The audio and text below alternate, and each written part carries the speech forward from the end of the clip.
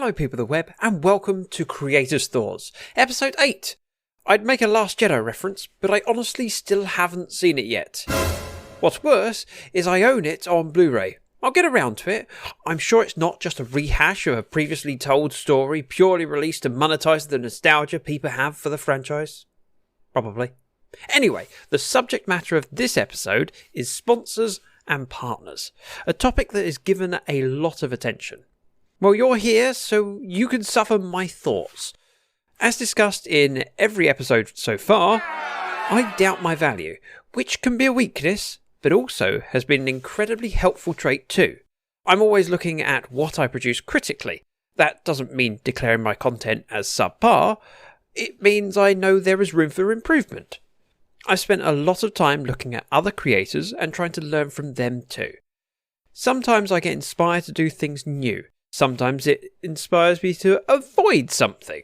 There are many creators that inspire me, and today I want to talk about Rory, also known as Rory Plays. Rory is an incredibly warm person who makes everyone feel welcomed and appreciated. Some inspirational streamers I try to glean insight from watching. Rory, however, has allowed me to ask silly questions and answers them honestly. One topic in particular I've discussed with Rory is partnering with brands, something that she does very well, including companies such as Logitech and Microsoft. You may have heard of them. I remember asking how those sort of partnerships come about. The answer was incredibly simple, and this isn't a direct quote, but in essence she said, reach out. If you love a product or service, then tell them and let them know that you hope to work with them. And now that I've got some experience in partnerships, I couldn't agree more. Some people think of how a partnership could elevate them or their content, which is fine. Personally, I think it's important to think of how you can help each other. Partnerships should be beneficial for both sides, so know what you are able to offer. My first ever partnership was with Notecraft, and it was prior to this conversation with Rory. The partnership was unexpected. When I approached them, I didn't see enough value in my channel to warrant a partnership. But I did see the value in the sweaty nerds. Rustin, who headed up partnerships at the time, had a better grasp of what I could offer than I did. As part of the conversation with Rory, she recommended making a pitch deck, something I wasn't familiar with. Hell, I'd never even heard of it before. A pitch deck is basically a slide deck used to show what you're about and the value you offer to potential business partners. Obviously, this can be sent when discussing partnership options, but I think it has an even more important benefit. Building a pitch deck forced me to think through what value I can offer. Knowing what I can offer enables me to feel more confident approaching brands and helps ensure that both parties get the best possible outcome.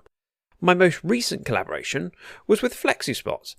I approached them because I have an honest passion for furniture that's good for your health, especially when I've heard of so many people working from home with equipment that's negatively affected their health.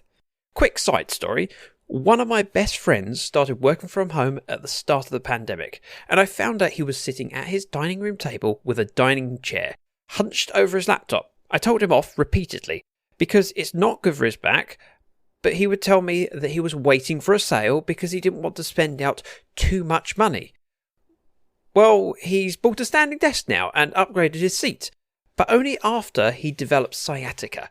If you aren't familiar with that, feel free to pause this and look it up, but essentially it's just rather unpleasant. When he told me, I had to hold back from yelling, "I told you!" Anyway, back to my Flexispot partnership. I reached out to them with honest information regarding my size and influence, admitting to be a small creator, but confident that I could represent them well. There are many companies that sell standing desks, but Flexispot is my gold standard. It was about a month later that they replied to me. We discussed how the partnership would work and what our expectations would be of each other. They offered to send me my dream desk and asked for 3 fairly minor things that I was more than comfortable with. I suggested about a dozen more ways that I could help provide value. Personally, I've always targeted long, successful partnerships, and both parties doing their best to provide value is important to help foster a strong relationship. Did I send my pitch deck to Flexispot? No, but the exercise of creating one allowed me to develop a better understanding of what I can bring and I will always encourage anyone considering brand deals to develop one. It doesn't have to be unique, you can use a template. The important thing is that it forces you to think about the value you offer. Big shout out to Rory for offering me so much guidance through relatively small conversations, but incredibly helpful advice. Hope you enjoyed this episode. Thank you very much for listening. Bye bye now.